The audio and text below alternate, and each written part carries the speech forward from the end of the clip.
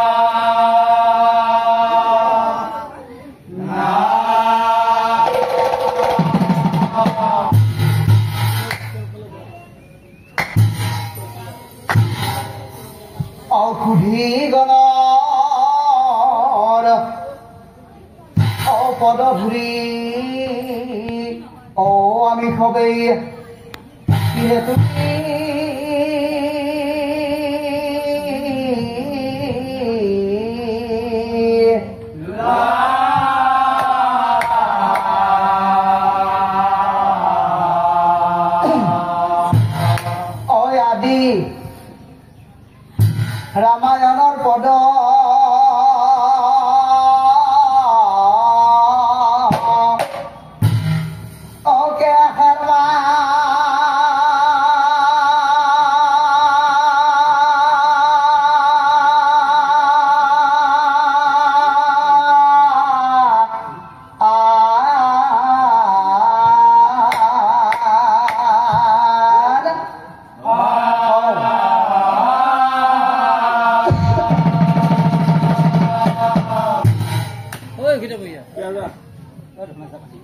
कर्मर फले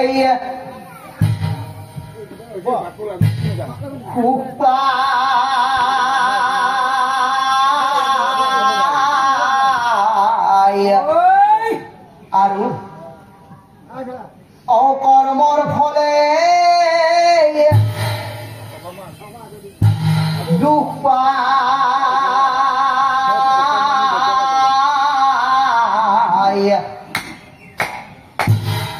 कर्मर फल एरानो ना যায়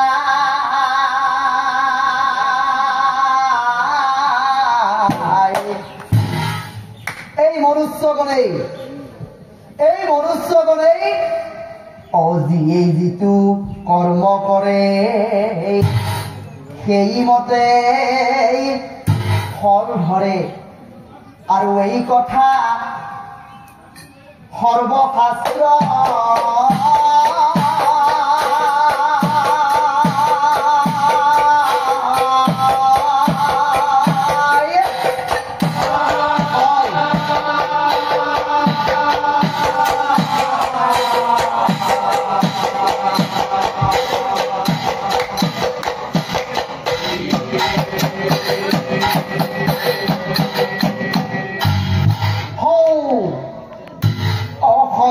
নদীৰ তীৰত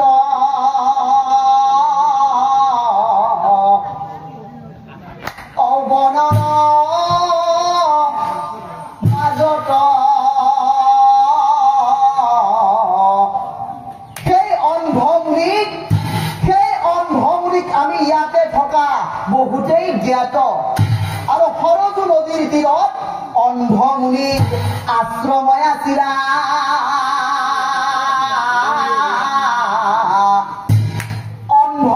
ভাৰজাৰ নাম আছিল জ্ঞানবতী তেওঁৰ এই ভাৰজাও আছিল অন্ধ আৰু সেই অন্ধ দম্পতি সিন্ধু নামে আছিল পুত্ৰ সিন্ধু মুনিয়ে অন্ধ পিতৃ মাতৃক অতি কষ্টে কৰিছিল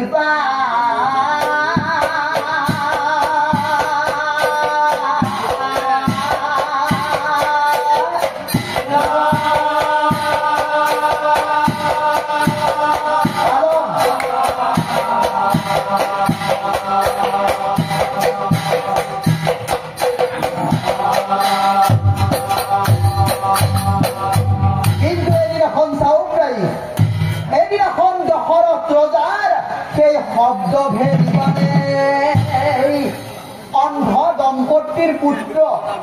সিন্ধু মুনি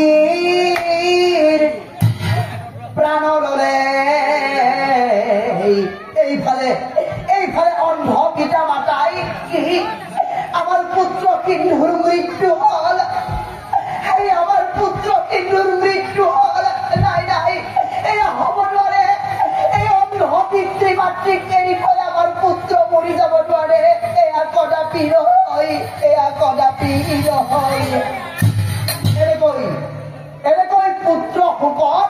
সেই অন্ধ পিতৃ মাতৃও মৰি গৈছিল পুত্ৰ শোকত মৰে পিতা মাতা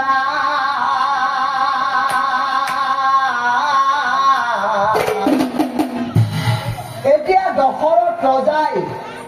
উপায়হীন হৈ ৰজাই হাজিলন্ত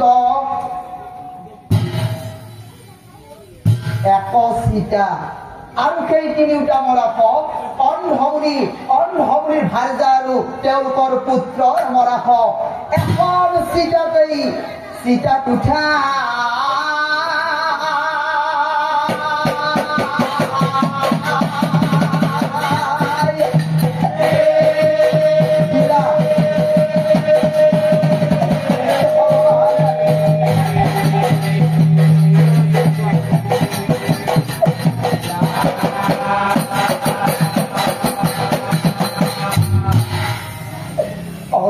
এখন চিতাতে তিনিটি মৰাশ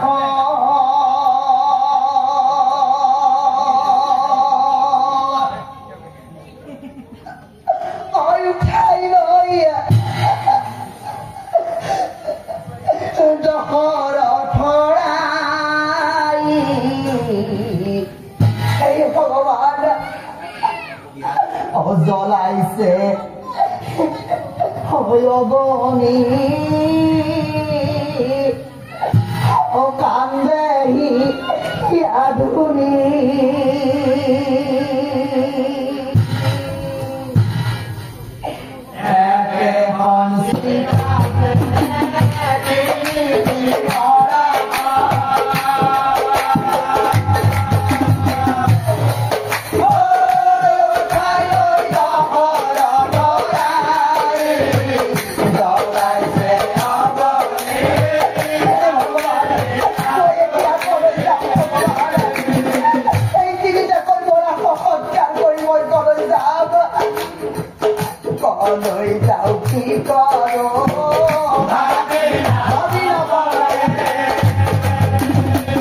ব্ৰহ্ম হত্যা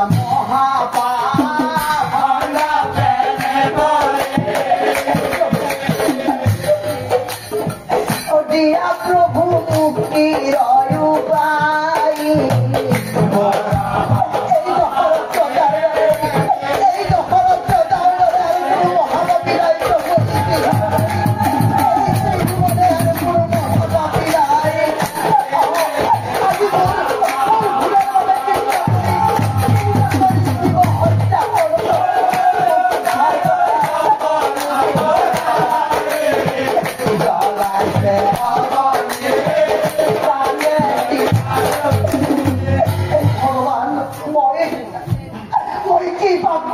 ভগবান আজি মই এই দুখন হাতেৰে তিনিটাকৈ মৰাশক সৎকাৰ কৰিব লগা হৈছে ভগৱান এই মহাপাপৰ পৰা উদ্ধাৰ কৰা তুমি প্ৰভু মোক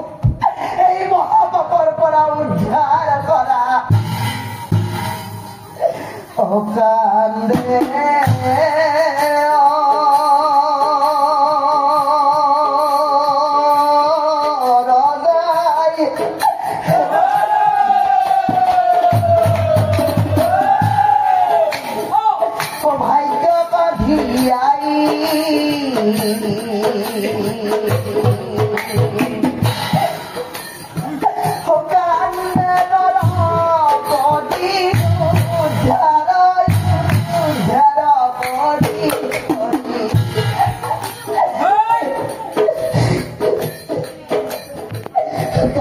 কান্দে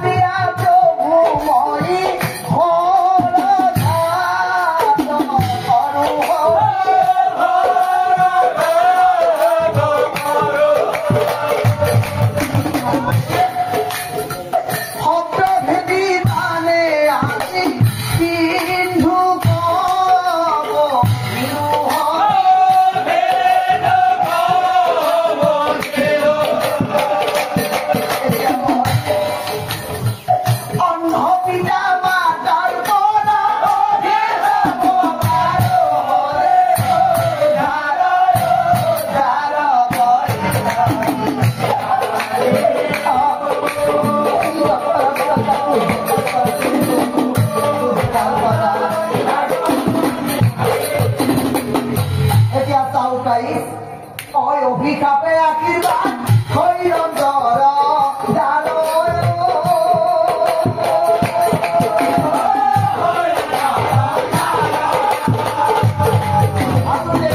আৰু যেতিয়া জগতৰ ভগৱানে আহি ৰজা দশৰথৰ ঘৰত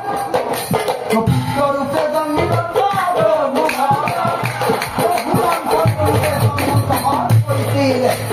পুত্ৰৰূপে জন্মিত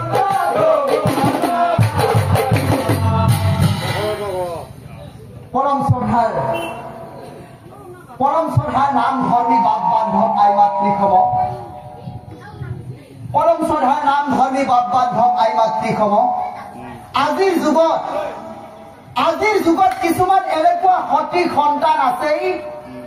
যিয়ে নিজৰ জন্মদাতা পিতৃ মাতৃক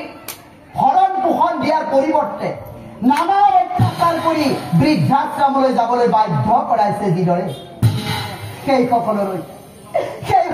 মই হাতযোৰ কৰি নিবেদন কৰিছো কিয় আমি সেই সিন্ধু মুনিৰ আদৰ্শ লৈ অন্ধ পিতৃ মাতৃক ভৰণ পোষণ দিয়াৰ দৰে আমিও কৰিব নোৱাৰো নে ৰাইজ আহকচোন বাৰু সেই সিন্ধু মুনি কোন আছিল সিন্ধু মুনিৰ পিতা মাতা জন্মতে অন্ধ নাছিল তেওঁলোক পিছত অন্ধ হবলগীয়া হৈছিল তেওঁলোক কিয় অন্ধ হবলগীয়া হৈছিল আৰু সিন্ধু মুনিনো কোন আছিল এই কথা জানিবলৈ আমি আজি এই পবিত্ৰ স্থলীত সকলোৱে চেষ্টা কৰো আহক এতিয়া সত্যব্ৰতা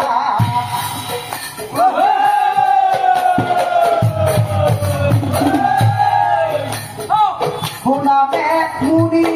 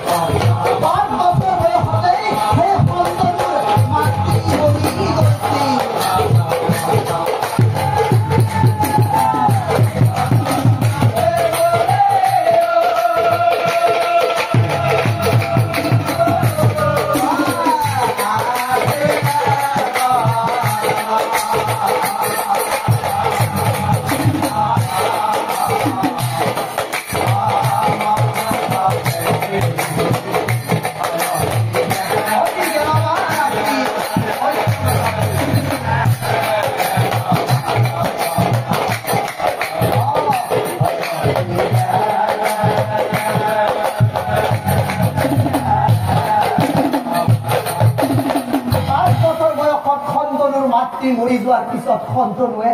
মা তুমি তুমি মোক এৰি থৈ কলৈ গুচি গলা মা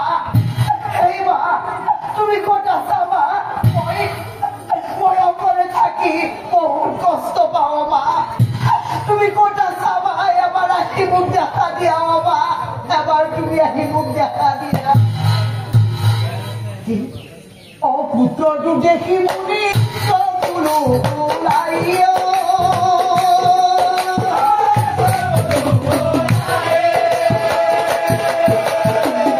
সেই বাচ্চা সন্তনো পুত্ৰ কামতি ধৰি পুত্ৰ কামতি ধৰি এই বাচ্চা সন্তনো তই এনেকৈ মাতৃৰ বাবে কান্দি নাথাকিলিও বাচ্চা তোৰ মাতৃ মৰি গৈছে বাচ্চা তোৰ মাতৃ মৰি গৈছে তই নেকান্দিবিও বাচ্চা আছো নহয় তোৰ পিতৃ মই তই কান্দি নাথাকিবি এইফালে আছোন তোৰ বাবে মই কিমান খোৱা বস্তু আনিছো এইবোৰ খাই তই ডাঙৰ হব লাগিব বাচ্চা সন্তনো তই ডাঙৰ হব লাগিব এনেকৈ নানা কথা কৈ মুনি পুত্ৰক বুজাই এদিন দুদিনকৈ সেই সন্তনোৱে লাহে লাহে মুনিৰ পুত্ৰ ডাঙৰ দীঘল হয় লাহে লাহে মুনিৰ পুত্ৰ সমনীয়াৰ সংগে কি থাকেই ৰংগ এদিন দুদিনকৈ মুনিৰ পুত্ৰ সন্তনোৰ লাহে লাহে হল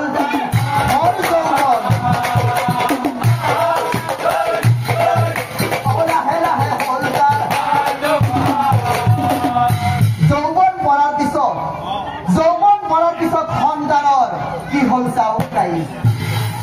অবিধি অলিখন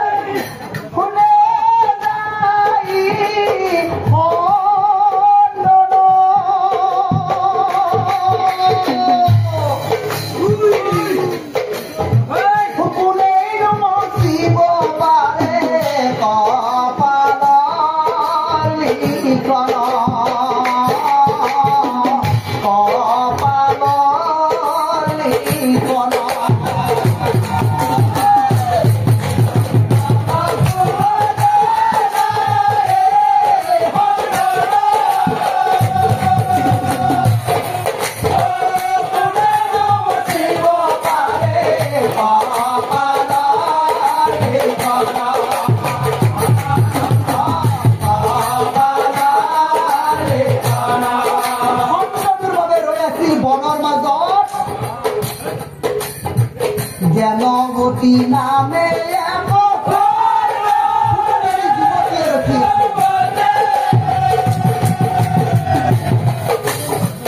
মুনিৰ পুত্ৰ হৈতে গাড়ীৰ হৈ না দেখা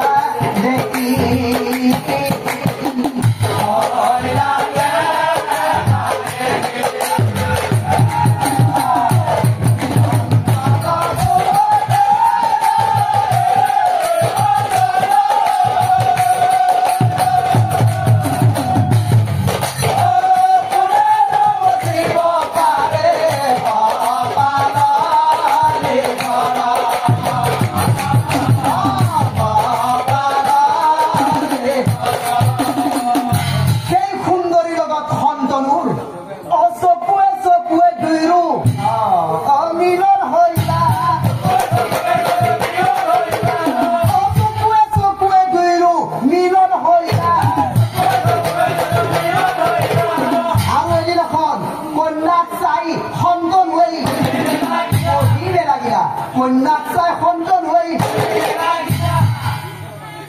মৰমী অমৰমী কলে যোৱা অকলে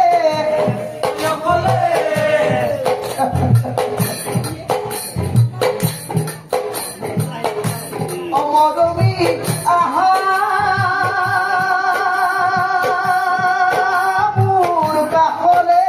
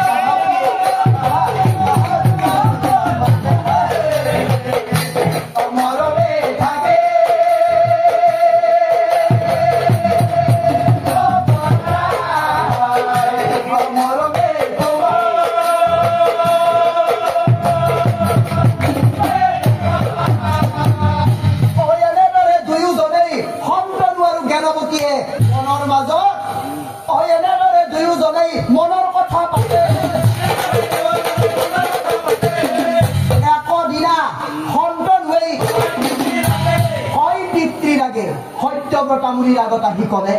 ঐ একদিনা খণ্ডন হৈ পিতা ক্ষমা কৰি দিবা পিতা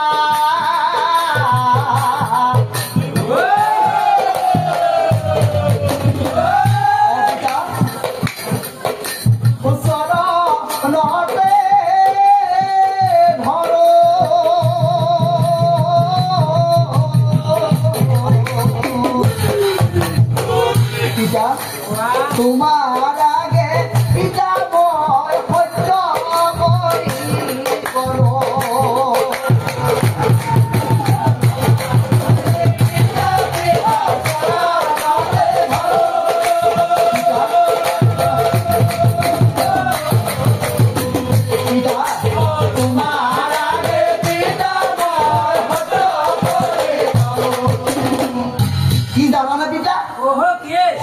শ্রীধন বৎসর কন্যার মই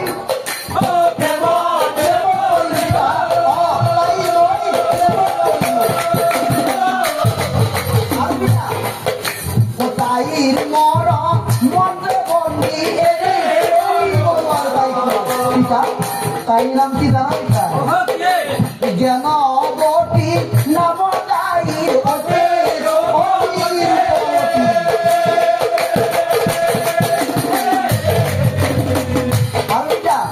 তাইর সঙ্গে পিতা মুখ দিয়া দিয়া পাতি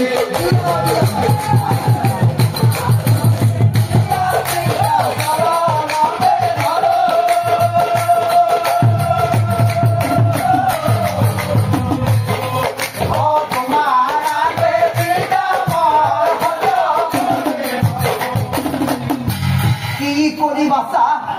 তই সেই শ্ৰীধন বৎসৰ কন্যা জ্ঞানৱতীৰ প্ৰেমত পৰিছ তই ডাঙৰ হৈ গলি বাচা অন্তৰো তই ডাঙৰ হৈ গলি যিটো ল'ৰাক মই 5 বছৰ বয়সৰ পৰা তুলি টানি ডাঙৰ দীঘল কৰিলো সেই ল'ৰাটোৱে আজি নিজৰ ভাল যাৰ বাবে কন্যা তই নিজেই চাই ল'ব পৰা হলি তই বহু ডাঙৰ হলি দেহ বাচা যি হয় হওক বাচা পুত্ৰৰ ভালে পিতৃ মাতৃৰ ভাল বাচা তোক মই অনুমতি দিলো তই যিহেতু তাইক ভাৰ্যাৰূপে গ্ৰহণ কৰিম বুলি ভাবিছ তোক মই অনুমতি দিলো তই সেই শ্ৰীধন বৎসৰ কন্যা জ্ঞানৱতী তোৰ ভাৰ্যাৰূপে গ্ৰহণ কৰ কিন্তু মনত ৰাখিবি বাচা ৰূপ আৰু ধনক লৈ তই নিজে অভিমানী অহংকাৰী নহবি আৰু তোৰ সেই জ্ঞানৱতীক হবলৈ মানা কৰি দিবি কাৰণ কিয় জানা বাচা অৰূপ যৌৱন ধন ধানৰ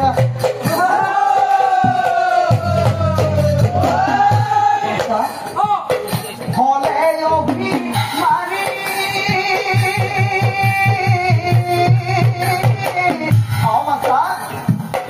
অহংকাৰ চূৰ্ণ পাৰি প্ৰভু শ্ৰী হৰি প্ৰভু শ্ৰী হৰি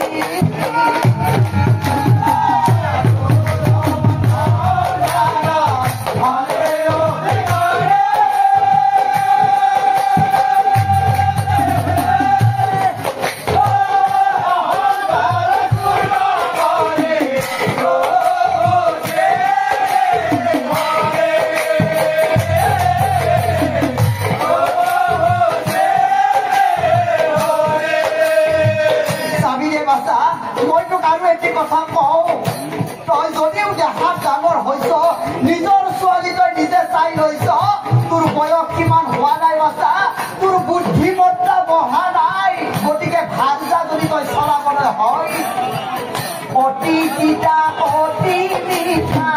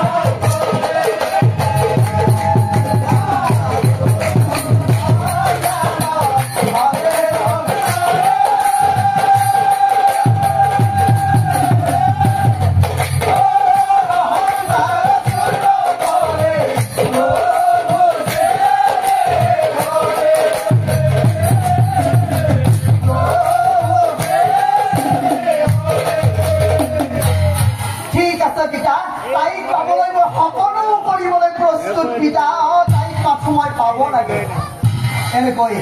পিতৃৰ অনুমতি লৈ সন্তনুৱে ওলাই আহিলা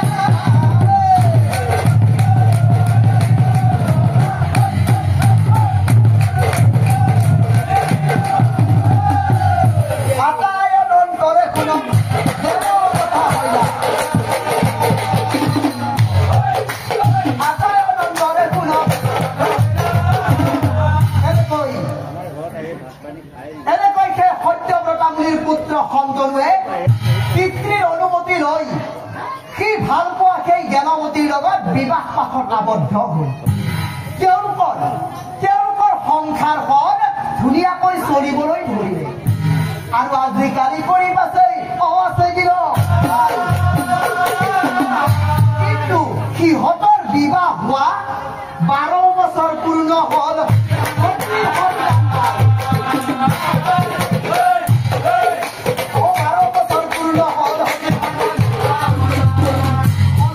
হোৱাৰ পিছত সন্তানৰ চিন্তাত দুয়ো হৈ আছে সন্তানৰ চিন্তাত দুয়ো হৈ আছে আকৌ মনে স্তুতি কৰে প্ৰভু হে প্ৰভু আমাৰ বিবাহ হোৱা 12 বছৰ হ'ল প্ৰভু কিন্তু আমাৰ কোনো সতী সন্তান নাই প্ৰভু আমাক চকু মেলি চোৱা প্ৰভু তুমি আমাক চকু মেলি চোৱা হে প্ৰভু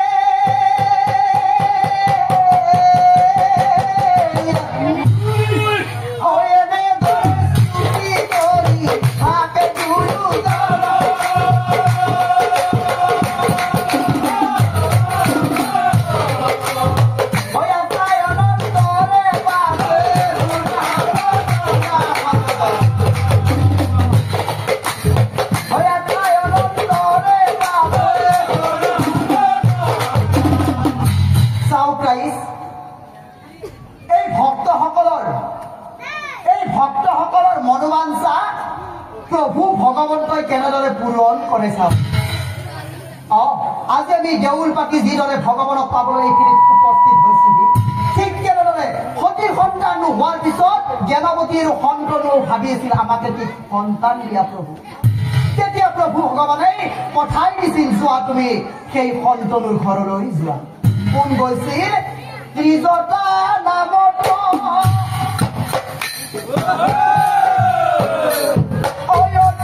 ধৰ্মশীলা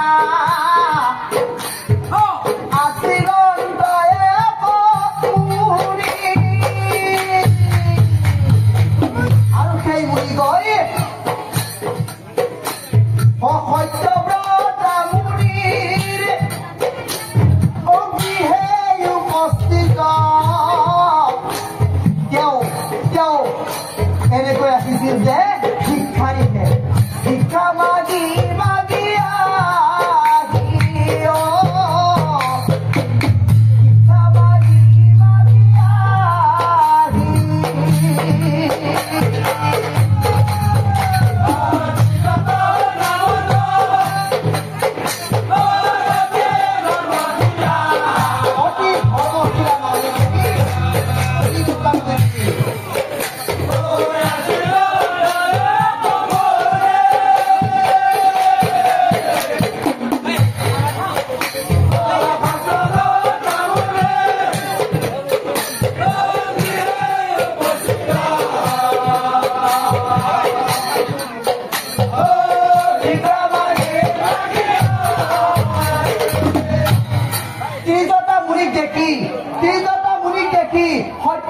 মুনিয়ে মনে মনে ভাবিছিল দুপৰীয়াৰ অতিথি সাক্ষাৎ নাৰায়ণ আৰু মনোবাঞ্ছাপূৰ্ণ হয় যদিহে তেওঁক সুন্দৰকৈ কৰা যায় আপ্যায়ন গতিকে মোৰ পুত্ৰ বোৱাৰী নাই সতী সন্তান আশীৰ্বাদ লোৱা যাওক এই মুনিক দুপৰীয়া কৰাই এনেকে ত্ৰিজটা মুনিয়ে সত্যব্ৰতা মুনিক চাই কৈছিল এই মুনি বোলে 3 দিন মই আছো যে লগ মুনিবৰ কিমান কলো খাব মোক একোৱেই নিদিয়ে এই কথা শুনি সত্যব্ৰতাৰ বেয়া লাগি বোৱাৰী আহা এইফালে আহাচোন এয়া দুপৰীয়াৰ অতিথি আহিছে নহয় যোৱা তুমি অতিথিৰ বাবে ৰন্ধা বঢ়া কৰা যোৱা ৰন্ধা বঢ়াৰ কাৰ্য তুমি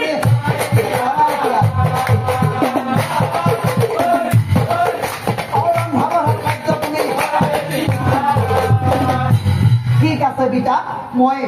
আলহীৰ বাবে ৰন্ধা বঢ়া কৰোগৈ কথা শুনি ৰন্ধা বঢ়া কৰিলা বোৱাৰী আহক মুনিবৰ ভিতৰলৈ আহক সাগৰে হৈছে নহয় আহক ইয়াতে বহক অতিথি সেবিৰা মুনি সাদৰ কৰি অতিথি সেবিৰা মুনি আৰু খাই বৈ উঠি মুনি ঘৰলৈ যাবলৈও এনেকেই ত্ৰিজটা মুনি চাই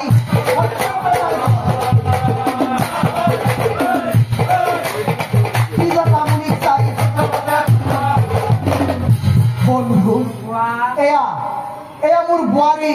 জ্ঞানৱতী আৰু পুত্ৰ সন্তনু ইহঁতৰ বিবাহ হোৱা 12 বছৰ হল বন্ধু কিন্তু কোনো সতী সন্তান নাই নিঃসন্তান পুত্ৰ বোৱাৰী মোৰ কলো সত্য কৰি তুমি যোৱাৰ সময়ত